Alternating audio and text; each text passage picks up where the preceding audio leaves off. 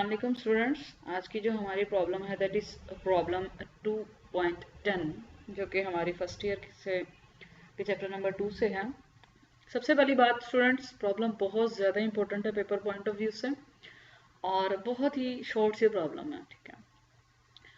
और अगेन वही बात कि जो इसके अंदर हमारा कॉन्सेप्ट जो है वो यूज़ होगा that is about dot product या जिसे आप स्केलर प्रोडक्ट भी कहते हैं। सबसे पहले स्टेटमेंट को अंडरस्टैंड कीजिए।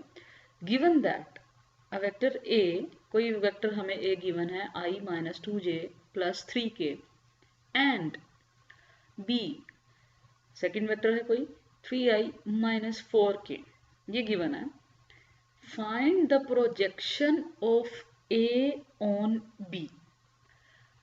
इसको जिसे आप कहते हैं ना कि इस न्यूमेरिकल प्रॉब्लम की आप इस लाइन को हाईलाइट कर लें तो आपके लिए ज़्यादा अच्छा है कि आपने फाइंड क्या करना है, projection of A on B.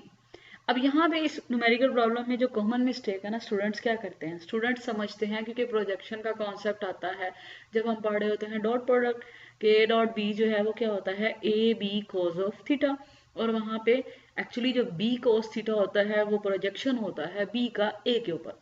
और मेजोरिटी स्टूडेंट गलती क्या करती है, वो समझती है हमने इस न्यूमेरिकल प्रॉब्लम में क्या फाइंड करना है, dot product A dot B. A dot B बिल्कुल भी प्रोजेक्शन नहीं होता, ठीक है। जो कंपोनेंट होता है ना एक वेक्टर का दूसरे वेक्टर के अलोंग, यानी कि अगर जो है वो अगर हम इसको जो है वो इस तरह से समझें कि लेट्स से कि हमारे पास कोई वेक्टर जो है वो इस तरफ है और कोई दूसरा वेक्टर जो है वो हमारा इस तरफ है, ठीक है। तो इस वेक्टर का जो है वो हम यहाँ से अगर हम प्रोजेक्शन ड्रॉ करें तो ये जो कंपोनेंट बना इस वेक्टर ए का, यानी एक्चुअल वेक्टर जो था वो ए था, ठीक है, और ये वेक्टर था बी। अब जब हमने प्रोजेक्शन ड्रॉ किया और ये जो कंपोनेंट इसके अलोंग आया ना, इसकी बी वेक्टर के अलोंग, जिस तरफ बी है उसी तरफ क्या है हमारा, उसी तरफ हमारा जो ए का कंपोनेंट आया है, ए नहीं आया, ठीक है, क्या आया है ए का कंपोनेंट आया है, वो कहलाएगा उसका प्रोजेक्शन बी के ऊपर। तो एक दफा फिर सुन लें, किसी भी एक वेक्टर का प्रोजेक्शन किसी दूसरे वेक्टर पे एक्चुअली क्या होता है, उस वेक्टर का वो कंपोनेंट जो कि उस वेक्टर की पहले वाले वेक्टर की डायरेक्शन में है। तो हमने क्या फाइंड करना है, हमने तो इस स्टेटमेंट पे गौर करें कि हमने ए का प्रोजेक्शन निकालना है, ठीक है, किसके ऊपर, बी के ऊपर। तो अगर हम इसी फिगर को जो है वो इसको थोड़ा सा और जो है वो एलेबोरेट, क्योंकि यही हम जो है वो इसको जो है वो यूज कर लेते हैं, तो इसको दोबारा इसको जो है वो समझें थोड़ा ध्यान से।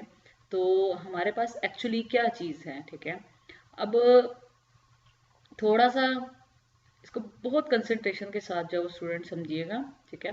स्टूडेंट यहीं पे एक तो पहली बात ये कि हमने कतअन कतअन जो है वो हमने इस न्यूमेरिकल प्रॉब्लम में ए डॉट बी नहीं फाइंड करना। हाँ, ए डॉट बी हमारे काम जरूर आने वाला, ठीक है।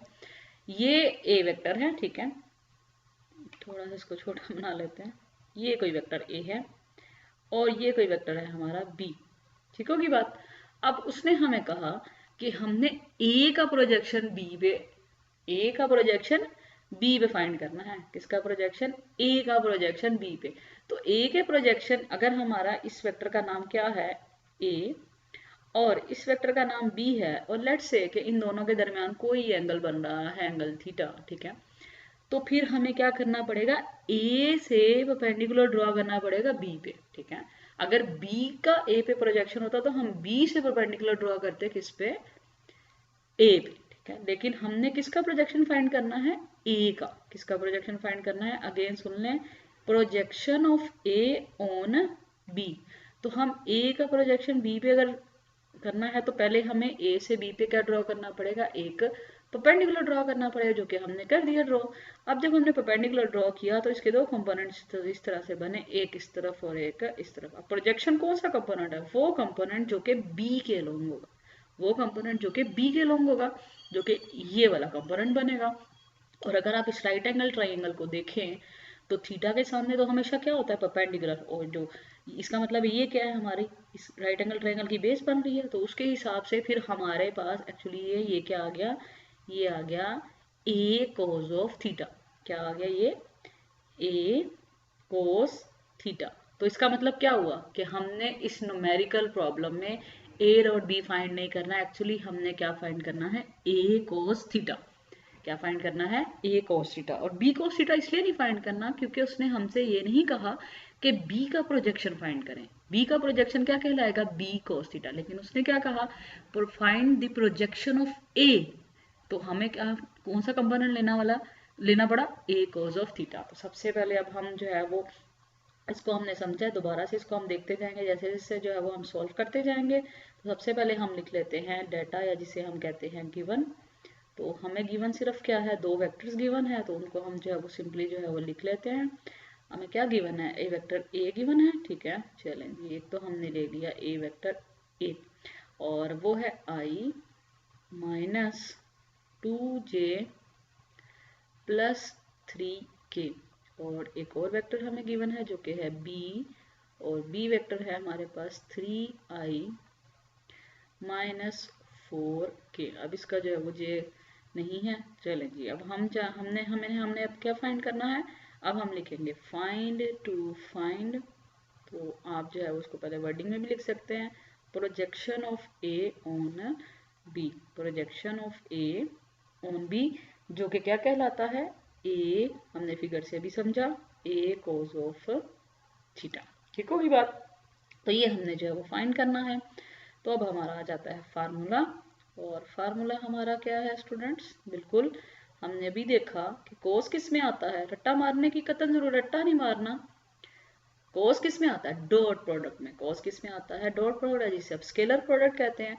तो इसका मतलब है फार्मूला जो हमारा यूज होगा वो हमारा कौन सा यूज होगा, A dot B is equals to A B cos theta. ठीक है, तो हमारे पास जब ये आ गया है ए बी कोस थीटा, तो अब हम यहाँ पे फार्मूला की हेडिंग के बाद अब हम क्या कह सकते हैं कि यहाँ पे हमारे पास अब क्या आ जाएगी, कैलकुलेशंस। तो हम अपनी कैलकुलेशंस की हेडिंग दे लेते हैं। कैलकुलेशंस हमारे पास आ जाएंगी, कैलकुलेशंस। लेकिन एक बात है स्टूडेंट्स, अगर आप इस फार्मूले पे गौर से देखें तो ये फार्मूला तो हमारे तभी काम का है ना जब जो है वो हमें क्या पता होना चाहिए, ए डॉट बी, और साथ में क्या पता होना चाहिए, ए और बी की मैग्नीट्यूड, ए और बी की मैग्नीट्यूड। तो सबसे पहले हमें क्या फाइंड करनी है, ए और बी की मैग्नीट्यूड, और उसके बाद जो है वो हमें क्या जो है वो फाइंड करना पड़ेगा ए डॉट बी। बल्कि ए की मैग्नीट्यूड की जरूरत नहीं है, क्योंकि ए cos थीटा हमने जो वो फाइंड करना है ना, तो सिर्फ हमें किसकी मैग्नीट्यूड चाहिए, बी की। ठीक है, ए की मैग्नीट्यूड की जरूरत ही नहीं है, क्योंकि ए cos थीटा के साथ जो है वो मल्टीप्लाई होगा। क्योंकि देखिए ना, हमने फाइंड क्या करना है, ए cos ऑफ थीटा। क्या फाइंड करना है, ए cos थीटा। तो ए की मैग्नीट्यूड की जरूरत नहीं। बाकी आप फार्मूले में देखिए, बाकी रह गया इस साइड पे, राइट साइड पे क्या रह गया, बी, और ये बी नहीं है, ये बी की मैग्नीट्यूड है। और लेफ्ट साइड पे क्या है, बिल्कुल ए डॉट बी। यानी कि आप इस तरह से अगर आप यहाँ पे लिख लें, ठीक है, फार्मूला के अंदर ही हम थोड़ी सी चेंजिंग कर लेते हैं। चले हम सेपरेट कर लेते हैं, ठीक है, हम सेपरेट करके इसको जो है वो लिख लेते हैं कि अब हमें जो चीज़ चाहिए वो है A cos theta is equals to A dot B. Kindly इस बात का लाजमी ख्याल रखें कहाँ हम वेक्टर की बात कर रहे हैं और कहाँ हम मैग्नीट्यूड की बात कर रहे हैं। डिवाइडेड बाय, अब राइट साइड पे से हमने ए कोस थीटा सेपरेट कर दिया, तो खाली क्या बचेगा, बी, और ये बी जो है ना, ये बी की मैग्नीट्यूड है। ठीक है, तो लेट्स से कि ये हमारी इक्वेशन है, तो हमें सबसे पहले जो है वो क्या फाइंड करना है, सबसे पहले हमें फाइंड करनी है, लेट्स से हम फाइंड कर लेते हैं ए डॉट बी। अच्छा स्टूडेंट्स, हमने जो है वो प्रॉब्लम नंबर 9 जो है 2.9 जो सॉल्व की थी, जिसके अंदर हमने ये प्रूफ किया था कि तीनों वेक्टर जो है वो म्यूचुअली परपेंडिकुलर। वहाँ पे हमने ए डॉट बी की अच्छी खासी जो है वो A dot B, B dot C, यानी कि डॉट प्रोडक्ट की अच्छी खासी जो है वो प्रैक्टिस कर ली थी। तो अब हम यहाँ पे डायरेक्ट जो है वो लिख सकते हैं, ए डॉट बी हमारे पास क्या होता है, ए एक्स बी एक्स प्लस ए वाई बी वाई प्लस ए जी बी जी। तो ए एक्स सबसे पहले हम लिख लेते हैं आई minus 2j plus 3k dot, हम किसके साथ ले रहे हैं, बिल्कुल हम ले रहे हैं डॉट किसके साथ, b के साथ। तो b वेक्टर आ गया हमारे पास 3i माइनस 4k। ठीक है, अब i का कोफिशिएंट 1, और वो मल्टीप्लाई किसके साथ होगा, बी के आई के साथ, आई के कोफिशिएंट जो कि हमारा 3 है। अच्छा यहाँ पे बड़ी मजे की है, प्लस -2 तो जे के साथ इधर है, लेकिन बी का जे वाला कंपोनेंट तो है ही नहीं है, वाई एक्सिस के लोग उसका भी कंपोनेंट नहीं है, तो यहाँ पे क्या आ जाएगा, सिंपली 0, ठीक है।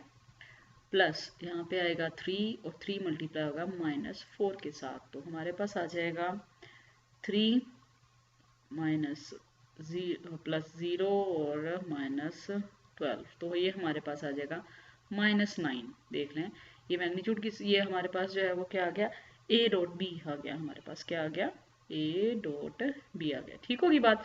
अब दूसरी चीज़ हमने क्या फाइंड करनी है, b की मैग्नीट्यूड, ठीक है, हम b की मैग्नीट्यूड फाइंड कर लेते हैं।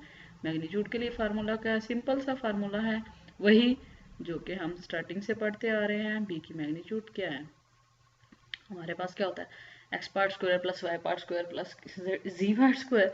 तो बी का अगर आप देखें तो उसका तो एक्स पार्ट तो है, लेकिन उसका वाई पार्ट नहीं है, तो वहाँ पे आ जाएगा 0 स्क्वायर प्लस क्या आ जाएगा, यानी कि ये है B X square plus B Y square plus B Z square, और जेड की जगह पे क्या है, -4 का स्क्वायर, ठीक है।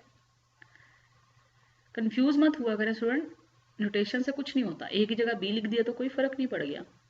9 प्लस 0 प्लस 16, तो ये आ जाएगा हमारे पास 25, और ये हमारे पास b की जो मैग्नीट्यूड आ गई वो क्या आ गई, 5। तो b की मैग्नीट्यूड भी हमने निकाल ली, ठीक है। तो इसका मतलब क्या हुआ स्टूडेंट्स, ज़रा गौर से देखें तो हमारा न्यूमेरिकल जो है वो सॉल्व हो चुका है, ठीक है। कैसे, अब इसका मतलब क्या हुआ कि ए कोस थीटा जो हमारा फार्मूला था वो किसके इक्वल था, ए डॉट बी, और ए डॉट बी हमारे पास क्या आया, -9 डिवाइडेड बाय बी की मैग्नीट्यूड जो कि क्या आई, 5। ले स्टूडेंट्स, ये था projection of A on B, और आप देख सकते हैं कि बहुत ही सिंपल और इजी सी प्रॉब्लम, और हमें फिगर से बहुत अच्छी तरह से, ज़्यादा मेरा जहाँ तक ख्याल है आपको फिगर से जो है वो ज़्यादा अच्छी तरह इस चीज़ को समझना चाहिए, ठीक है। वेक्टर डायग्राम जब तक आपको क्लियर नहीं होगी, आपके कॉन्सेप्ट्स जो हैं वो क्लियर नहीं होंगे। अल्लाह हाफिज़ स्टूडेंट्स।